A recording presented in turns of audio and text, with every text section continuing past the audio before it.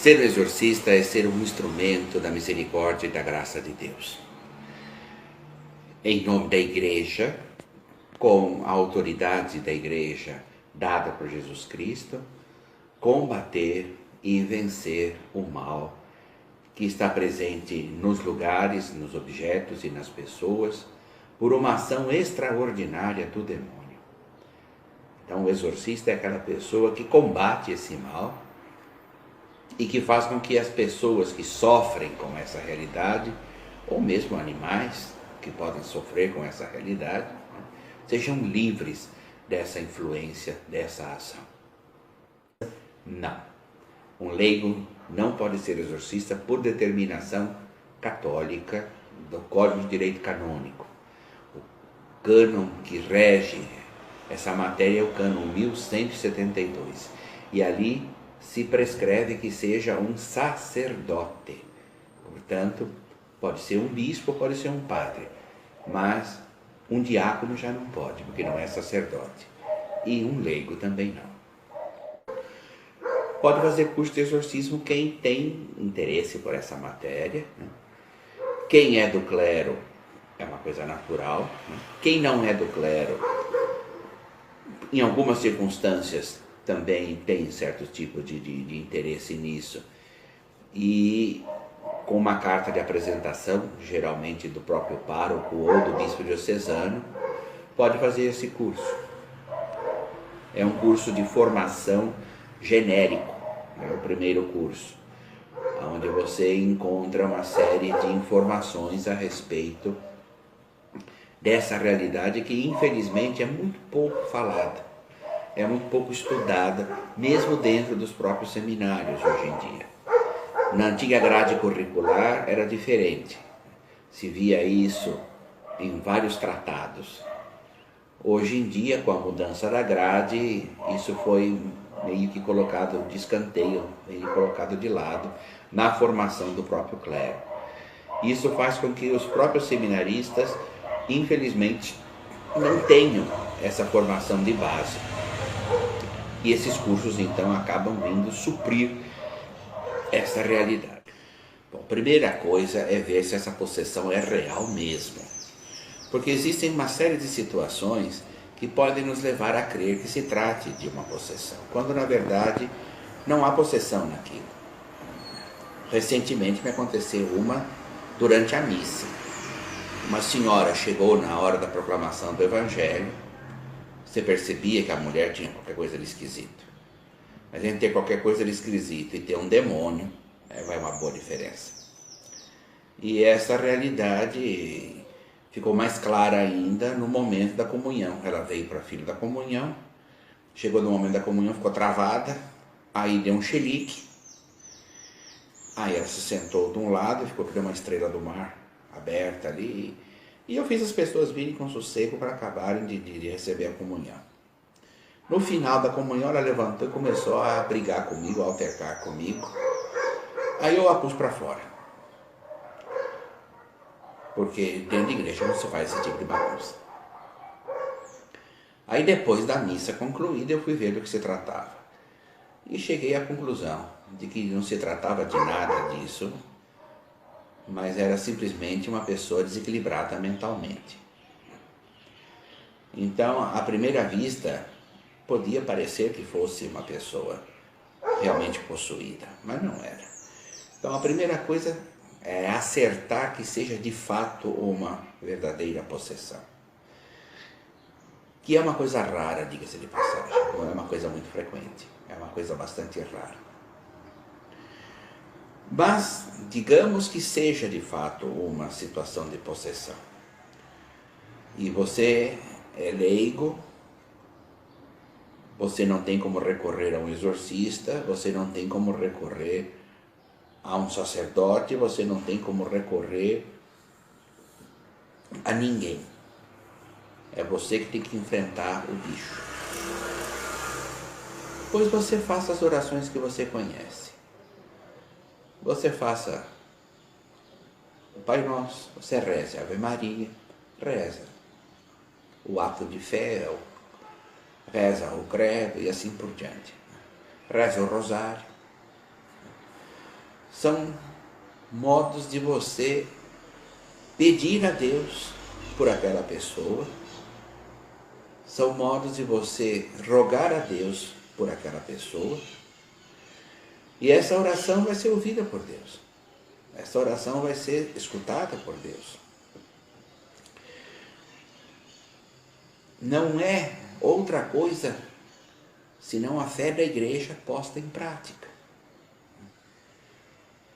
Uma coisa que só o exorcista pode fazer é exorcizar. Mas as orações de libertação, pedindo a Deus que livre aquela pessoa, isso a gente pode fazer. E existe uma diferença nítida entre um exorcismo e uma oração de libertação. No exorcismo você dá um comando direto ao próprio demônio. Enquanto que numa oração de libertação você roga a Deus que liberte aquela pessoa. Você pede a Jesus que faça isso, você pede a Nossa Senhora que faça isso. Você pede a intercessão dos santos por aquela pessoa. Você nunca dá uma ordem direta ao demônio. Você nunca diz ao demônio numa oração de libertação, vá.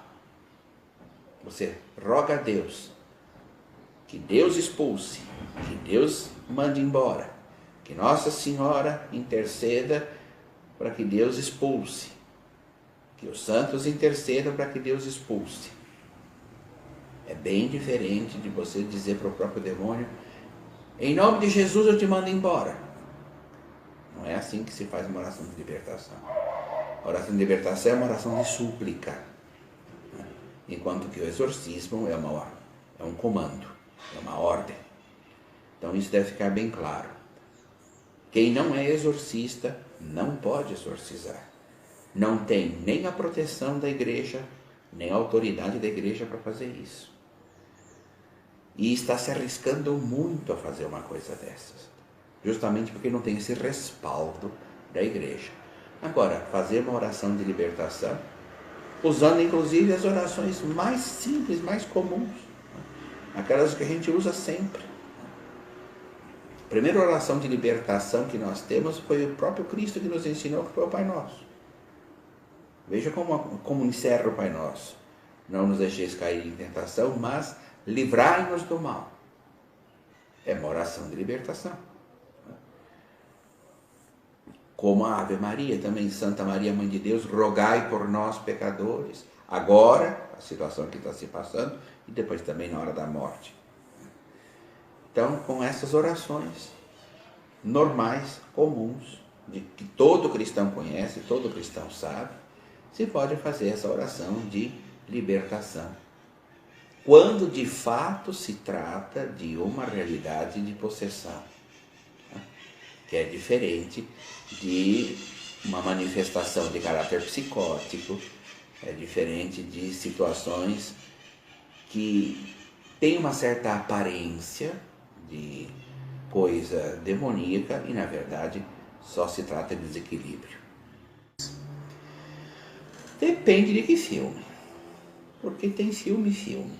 A maior parte, aparentemente, já faz a possessão acontecer como uma espécie assim de espetáculo pirotécnico, né? Então, a pessoa flutua, torce a cabeça, vomita, e fala línguas estranhas, tem uma atitude hostil ao sacro e assim por diante. São todas manifestações que podem acontecer durante uma possessão, né?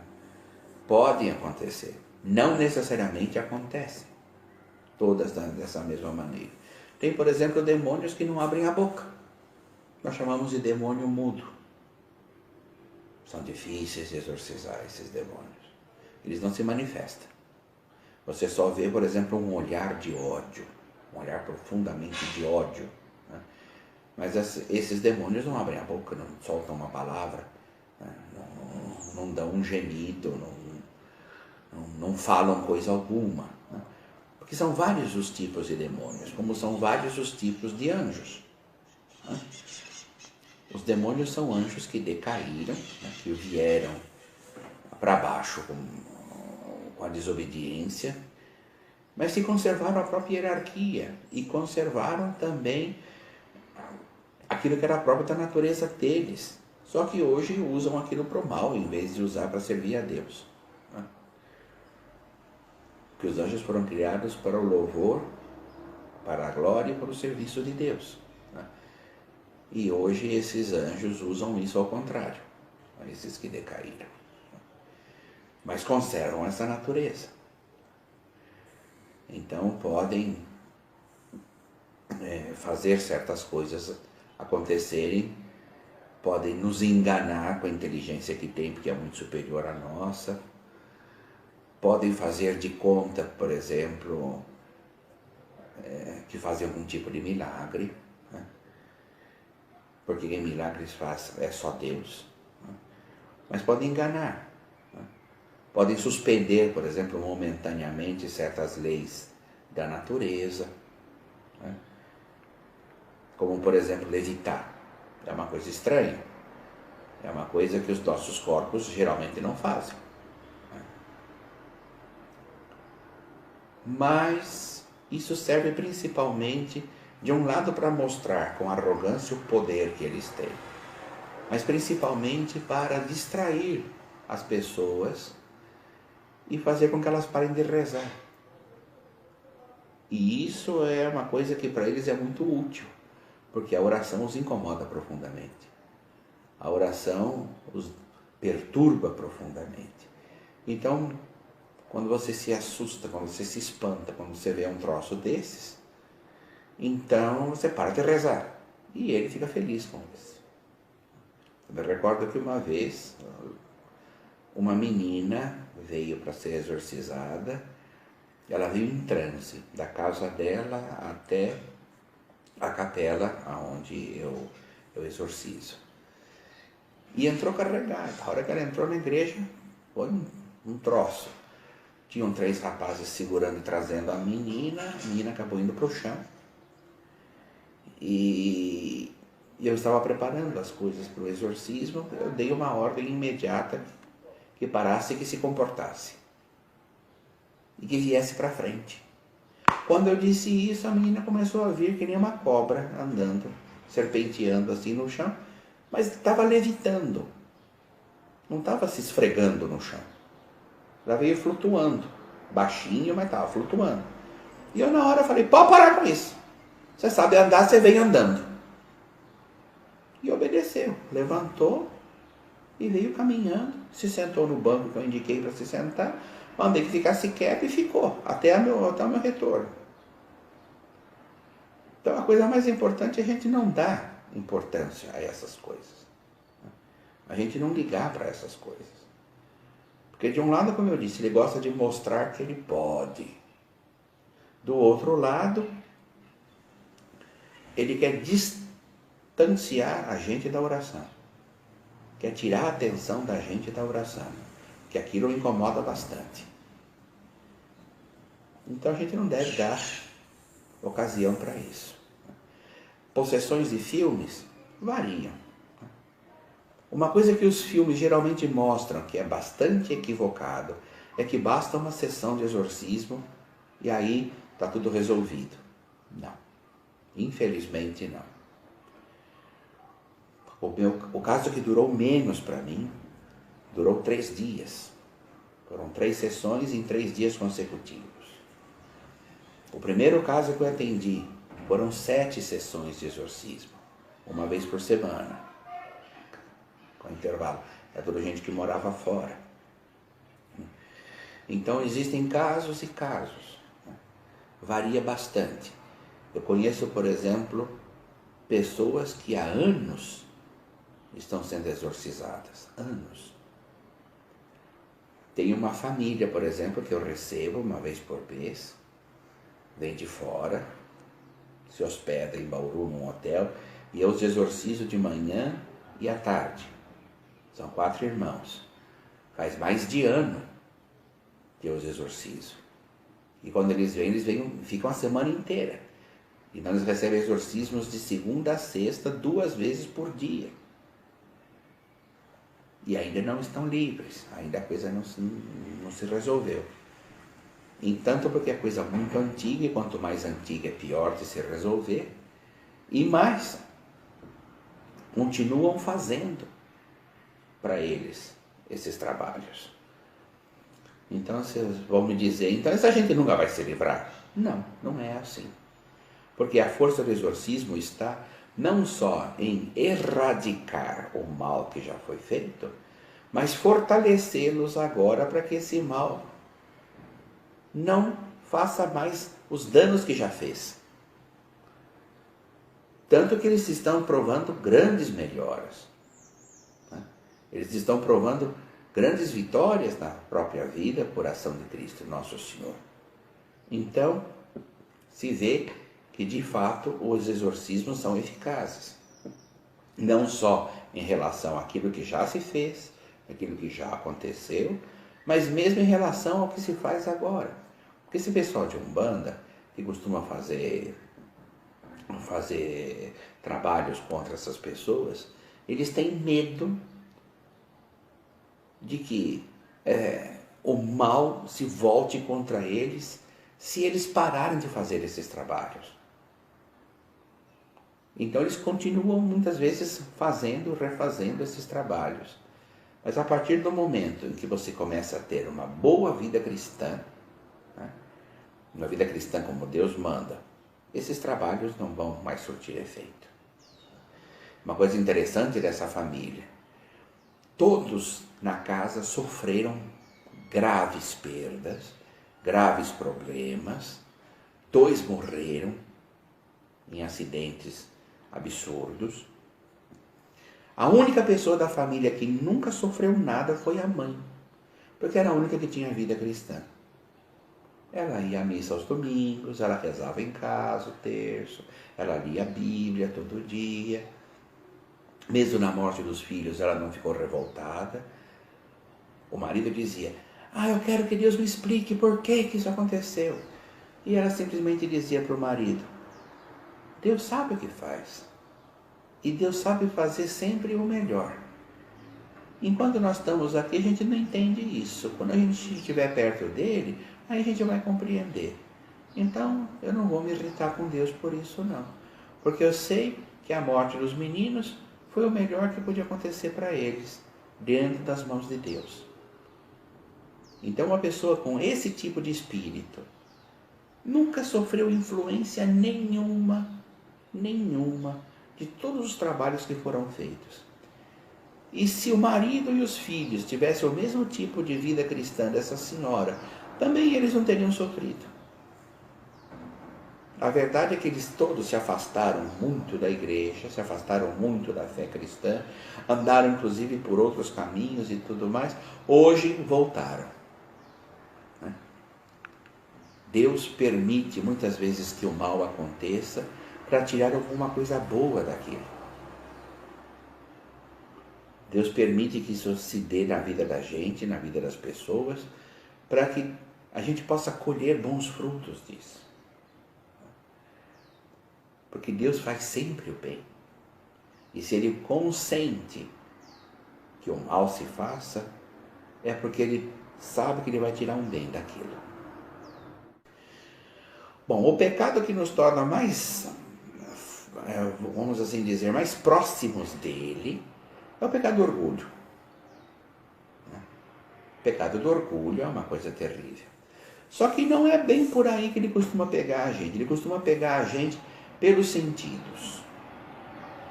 Então, os pecados ligados à sensualidade, os pecados ligados à gula,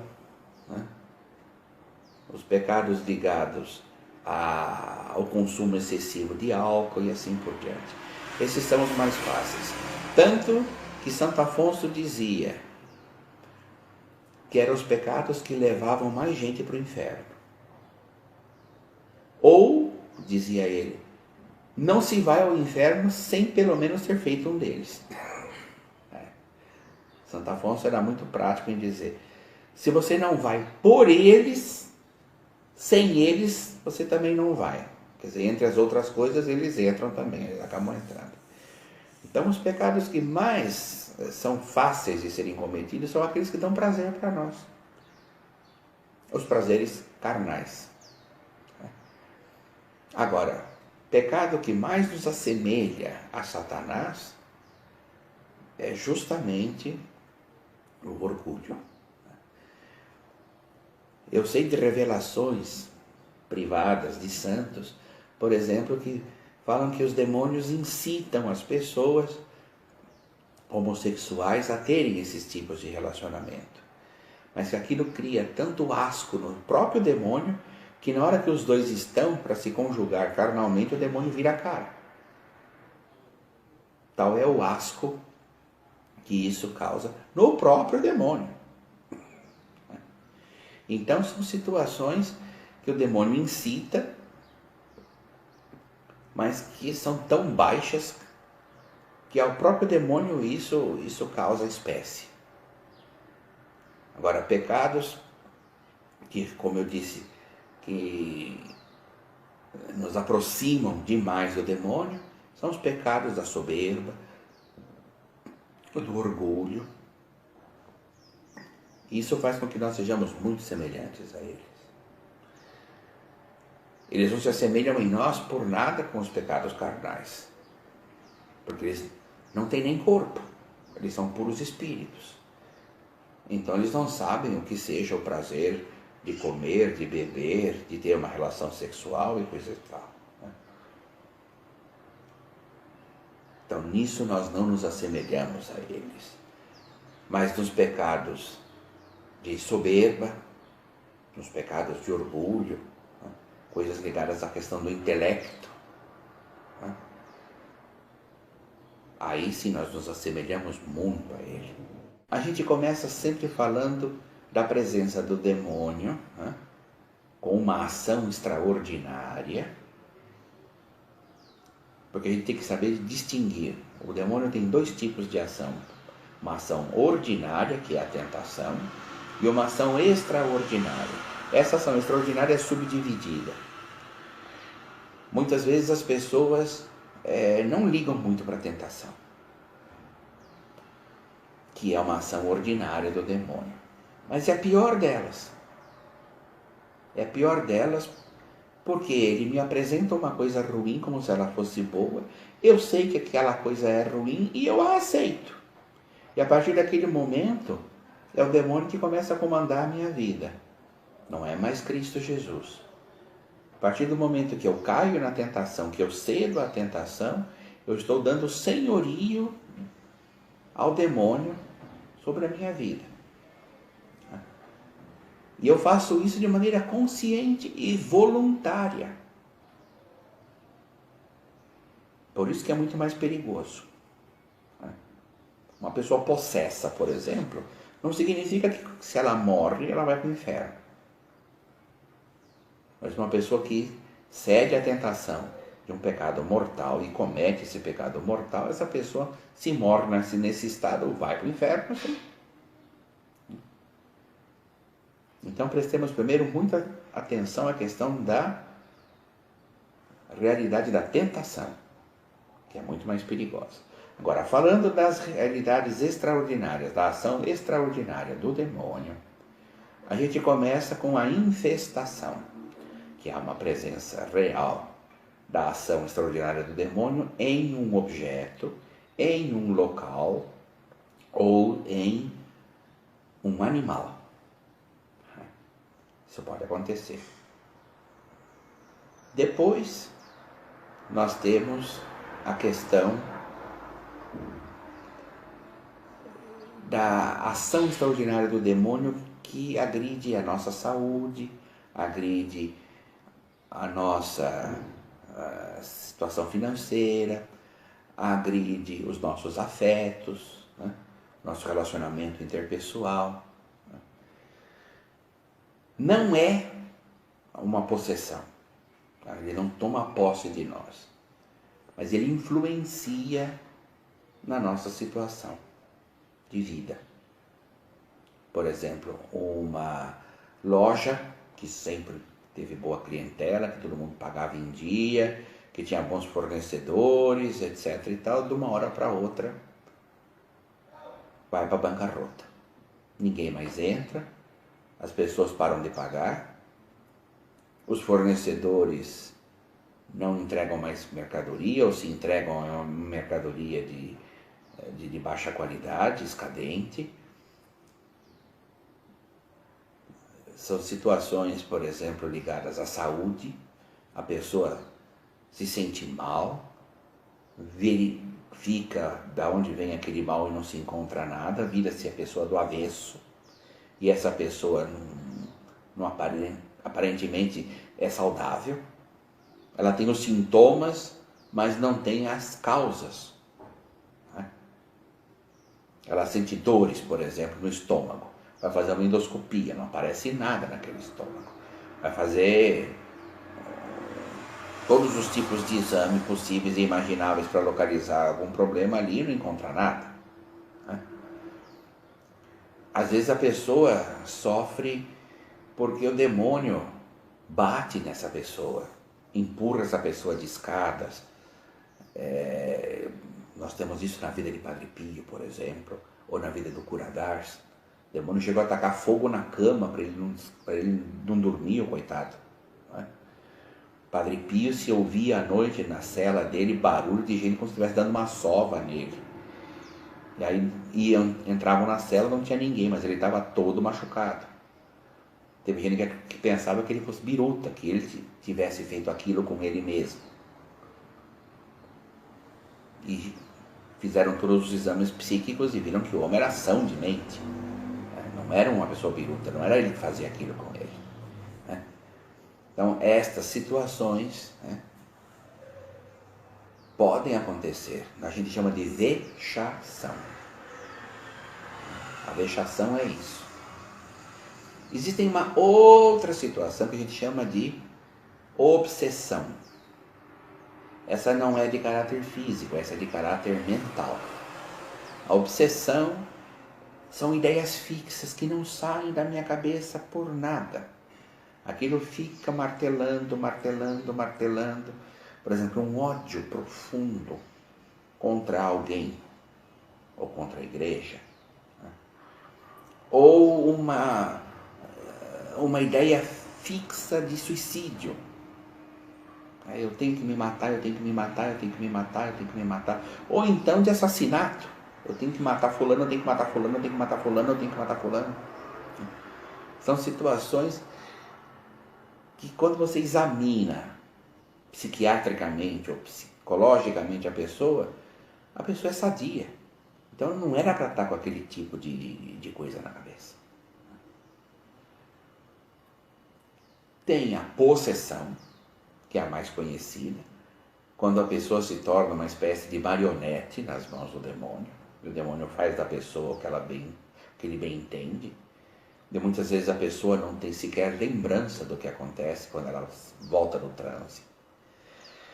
E tem uma outra situação que é mais rara, mas que é própria daquelas pessoas que lidam com o oculto e que se deram ao demônio, que é a sujeição. É uma espécie de possessão constante, só que na possessão a pessoa perde a própria identidade, perde a própria consciência, e na sujeição não. A pessoa está sujeita à ação do demônio de forma constante. Isso é próprio de quem faz bruxaria, isso é próprio de quem fez cabeça em terreiro de Umbanda e virou pai de santo, mãe de santo e assim por diante. Isso é próprio de quem vive no meio espírita como médium. E você acaba se tornando um instrumento do demônio, ou por pacto feito com ele, de forma explícita, ou de forma implícita. Ou de forma implícita. E você age. Mas é o demônio que age através. Você não vai ver essa pessoa entrar em transe, você não vai ver essa pessoa ter nenhum tipo de de ação diferente daquela que ela está acostumada, mas aquilo que ela faz é feito com as bênçãos, entre aspas, do demônio. Diferente de embrulhões e charlatães, né, que enganam as pessoas dizendo, não, eu vou te fazer isso, eu vou te fazer aquilo, eu vou ler tua sorte, vou abrir seus caminhos, não sei o quê. Tem muito charlatão, tem muito embrulhador, tem muita gente embusteira. Mas tem aqueles também que de fato têm essa conexão íntima, profunda, mortal com o demônio. E são esses que nós dizemos que estão com a situação da sujeição.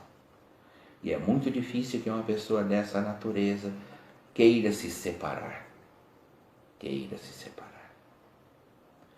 Eu conheci um rapaz, casualmente, na Argentina. Eu tinha ido lá para um curso de exorcismos, eu tinha sido convidado para dar umas palestras. Nós estávamos indo em direção à sala de palestras quando esse rapaz me aborda no meio da rua. E ele diz que ele foi consagrado na infância a Exu. Eu até achei estranho, não sabia que tinha essas coisas de macumba também na Argentina. E que ele recebia muitas bênçãos de Exu. Recebia muitas graças, muitas coisas boas de Exu. Só que ele sabia que aquilo não era bom. Ele sabia que aquilo o conduziria para o mal, para o inferno. Como que ele devia fazer? Eu falei, olha meu filho, a primeira coisa que você tem que fazer é tomar uma decisão de vida. Não se pode servir a dois senhores. Nosso Senhor é muito claro no Evangelho, quando ele diz ou um ou outro. Não se pode servir a Deus e ao demônio ao mesmo tempo. Então você tem que ter uma posição.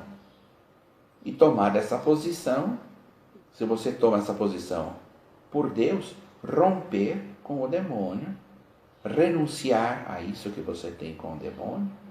Ele disse, mas é difícil, porque é tão bom as coisas que ele me dá. Eu falei, sabe o que ele está fazendo, filho? Ele está pondo uma isca no anzol. Você está mastigando a isca e você está sendo fisgado pelo anzol. Ele não te dá nada, ele te tira tudo. Aquilo ali é o quê? A isca. Na hora que você vai morder a isca, você não morde a isca, você morde a fisga do anzol. E aí você está preso. Ele está te dando? Não. Ele está te cevando. Como você faz com um animal que você quer engordar para depois matar. Ele está te cevando. Agora, é você que resolve se você quer ser morto por ele ou você prefere tomar outro rumo na vida. E rezei por ele na hora, pedindo a Deus que lhe desse primeiro discernimento e fortalecesse a vontade dele para tomar a decisão correta. E ele ficou feliz e foi embora. Não sei o que deu daquilo, porque isso foi no ano passado e não vi mais o rapaz. Mas aquele era um rapaz que vivia em situação de sujeição, por causa de uma consagração que foi feita quando ele era criança ainda. Não sei quem fez essa consagração, mas para poder valer, tinha que ser alguém que tinha autoridade sobre ele. Pai, mãe, ou algum responsável. Então a gente tem que tomar muito cuidado com essas coisas. Essas são então as modalidades, né, da ação extraordinária do demônio. Nós temos a infestação, lugares, objetos ou animais. Nós temos a vexação, que fere a pessoa na saúde, nos afetos, nas finanças, etc. Nós temos a obsessão, que a pessoa fica obcecada por aquela coisa, né? Ela não tira aquela ideia da cabeça, né? Nós temos a possessão, que é o momento em que o demônio toma posse, daí o nome possessão, das atividades da pessoa, intelectivas, motoras e assim por diante. E temos a sujeição, que é um pacto que a pessoa faz com o próprio demônio. E o demônio age constantemente na vida daquela pessoa, sem suprimir, como acontece na possessão, né, as capacidades intelectivas, motoras e assim por diante da pessoa. Essas são as situações. Primeira arma que se usa contra o demônio é uma boa vida cristã. Uma vida cristã decente, íntegra, direita. Confissão com frequência, missa todo domingo, a oração. Nossa Senhora pede sempre para a gente rezar o terço todo dia. A leitura da palavra de Deus, a caridade com o próximo. Essas são as nossas grandes armas contra o demônio. Podemos usar sacramentais também? Podemos. O que são sacramentais? Os sacramentais são objetos que, abençoados pela Igreja, ajudam você a ter uma melhor vida cristã. O escapulário do Carmo, medalhas, como a medalha de Nossa Senhora das Graças, chamada medalha milagrosa, o crucifixo, o uso da água benta, né? O uso do sal, do óleo, exorcizados. Esses sacramentais, se usados como se deve, e não de forma supersticiosa, né, eles alimentam a nossa fé e fazem com que a gente experimente cada vez mais uma proximidade maior com Deus, um comprometimento maior com Deus. E essas realidades ajudam a gente a manter a vida cristã. O que realmente faz com que a gente se afaste dessas ciladas, né, é justamente a vida cristã. Primeiro a gente tem que ver que tipo de reação essa pessoa tem.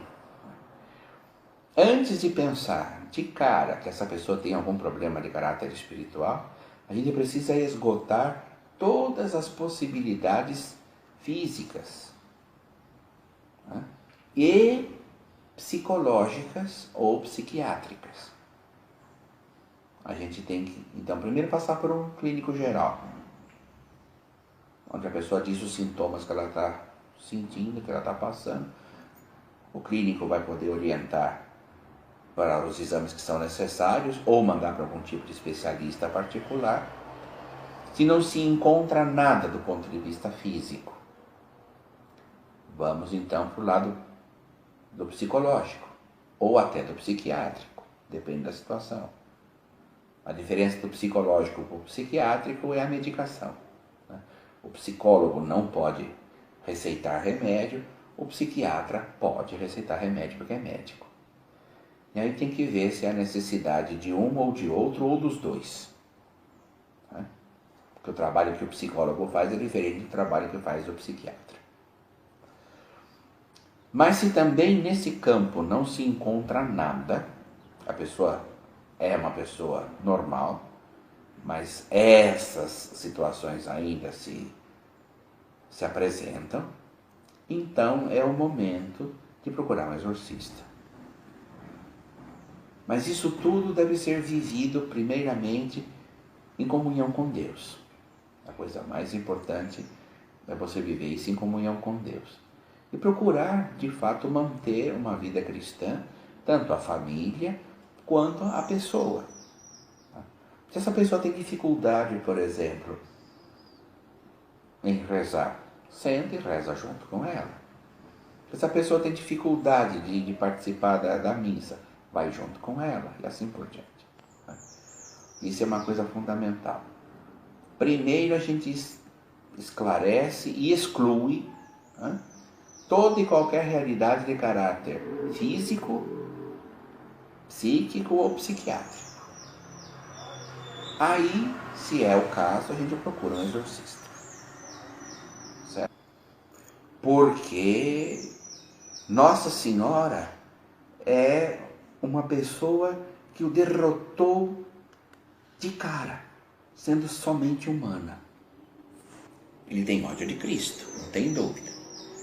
Mas ele tem um ódio ainda maior de Maria Santíssima, porque ele nunca encontrou nela nada dele. Nossa Senhora é o oposto de Satanás. Ele é um poço de orgulho, sem fundo. Ela é um poço de humildade, sem fundo. Isso é uma coisa que irrita muito o demônio. Irrita demais Satanás. Humildade. Mas humildade sincera, como é o caso de Maria Santíssima. Ela se autodefine a serva do Senhor. E ela não diz isso por dizer, ela se comporta desse jeito. E nos ensina a fazer o mesmo, quando ela diz nas bodas de Caná, fazei tudo o que ele vos disser. Porque foi o que ela fez na vida dela inteirinha. A vida dela foi sempre esse serviço a Deus. Mesmo em coisas que ela não pensava em fazer daquele jeito. Como no caso de ser mãe. Ela pensava em ter consagrado a Deus a sua virgindade. Quando o anjo diz que ela vai ser mãe, ela pergunta para o anjo, como é que vai ser isso? Vou ter que renunciar à minha virgindade? Consagrada a Deus? Quando o anjo responde, não, não vai ser preciso. Deus aceitou a sua virgindade e Deus espera que você também queira ser mãe pelos meios que Ele vai proporcionar a você, por meio do Espírito Santo. E Nossa Senhora aceita. O fato é que o demônio tem esse ódio mortal de Nossa Senhora, primeiro porque é a primeira criatura humana aonde ele nunca conseguiu nenhuma vitória. Segundo, porque ela é justamente o oposto dele. Ele com aquele orgulho, com aquela soberba, ela com aquela profunda humildade sincera. Daquela que se faz de fato serva. E isso confunde profundamente o demônio. Destrói o demônio. Além do que, Nossa Senhora é a mãe do seu arqui-inimigo. Faz entrar no mundo a salvação, no mistério da encarnação. Então isso também, ele não perdoa a Nossa Senhora. Ele não perdoa, imagina. Mas essa criatura aí fez com que Deus se tornasse gente. O que é uma coisa, entre os teólogos, né, uma das possíveis razões da rebelião do demônio é que ele deveria adorar Cristo na carne. Cristo encarnado, o Verbo de Deus, tudo bem. Mas a carne do Verbo de Deus, unida substancialmente ao Verbo de Deus, né? Isso para o demônio era muito, porque era uma natureza inferior a dele. Para a gente poder tentar entender, é como se uma criatura humana, né, se encarnasse num animal e eu fosse chamado, né, a adorar aquela junção, né, e um animal inferior a nós. Então o demônio se revoltou contra essa realidade. E Nossa Senhora foi aquela que permitiu essa realidade acontecer, segundo os planos de Deus. Então é outro motivo para ele ter ódio dela. Sem contar que Nossa Senhora está sempre em perfeito contraste com ele, porque está em perfeita harmonia com Deus. Então é outra coisa que não dá para aguentar. É uma série de circunstâncias que faz com que o demônio não tenha liga nenhuma com Nossa Senhora. E ela com ele. E o pior de tudo, ela é rainha dele, porque ela é rainha dos anjos. E ele continua sendo anjo.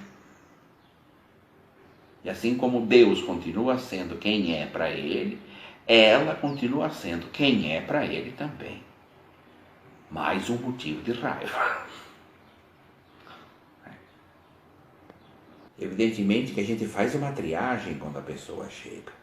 E não são todos os casos que são casos para um exorcista, para o ministério do exorcismo. Mas isso não significa que 100% dos casos não são para nós. Vamos dizer que 98% dos casos não são para nós. Mas tem uma porcentagemzinha pequena de 2% que são casos para nós. Então a gente não pode simplesmente descartar. Mas serve também para a gente poder orientar essas pessoas, dar uma acolhida, a primeira coisa é dar uma acolhida. E depois orientar essas pessoas, né? E até serená-las tantas vezes. Eu faço isso muitas vezes por telefone, né? A pessoa às vezes liga de longe. Já chegaram a me ligar do exterior. Eu já recebi gente em casa que veio de Cuiabá. Sem necessidade, graças a Deus. E eu ainda dizia para ele, não venha. Não, mas eu quero ir. Para então, sua alma, sua palma. O senhor vai fazer o trajeto. Não é necessário, mas veio. Mas voltou feliz para casa. Ah, garantido que não foi garantido. O senhor pode ir em paz. Ah, que bom. Mas me aconteceu de receber ligação da Inglaterra. O rapaz era daqui de Garça. A irmã dele estava na Inglaterra, ele começou a ter umas dificuldades, uns problemas aqui, foi caçar um nome de um exorcista no Brasil na internet, apareceu o meu e me telefonou. E eu achando que ela estava falando de Garça e não, era da Inglaterra. Daí ela me explicou mais ou menos a situação do rapaz e coisa e tal, que era irmão dela. Eu falei, não, filha, graças a Deus não é nada de ação extraordinária do demônio, não, pode ficar tranquilo. É porque tem casos que são muito simples. Para quem tem a formação e um pouco de tarimba, então se distingue com clareza do que se trata. Outros casos são um pouco mais difíceis da gente conseguir compreender. E daí eu peço que venha. E aí, em presença da pessoa, se torna mais simples, se torna mais fácil de se compreender do que se trata. Inclusive porque a gente acaba rezando junto, etc e tal. E aí a gente consegue fazer um diagnóstico mais acertado, mais apurado. Mas tem certos casos que são simples da gente resolver por telefone mesmo, né? Explicar para as pessoas do que se trata, como se trata, e dar para a pessoa paz de espírito, dar para a pessoa tranquilidade. Uma única vez eu encontrei uma criatura que saiu muito triste, profundamente triste, porque não tinha nada de demoníaco nela. Aí você já percebe que a pessoa, né, ou quer aparecer ou tem qualquer parafuso solto. Mas a maior parte das pessoas, quando eu digo que não tem nada, sai aliviada, sai muito feliz. Intercessão da bem-aventurada sempre Virgem Maria, Mãe de nosso Deus e Senhor Jesus Cristo, desça sobre vós e permaneça para sempre a bênção de Deus Todo-Poderoso, Pai, Filho e Espírito Santo.